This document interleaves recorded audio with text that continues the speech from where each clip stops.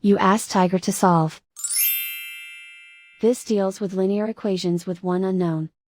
The final result is c equals -20. Let's solve it step by step.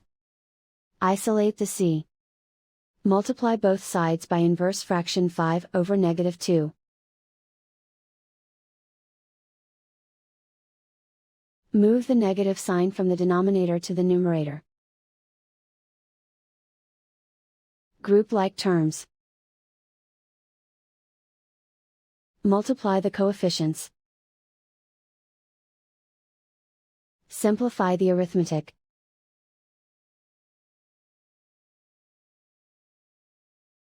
Move the negative sign from the denominator to the numerator.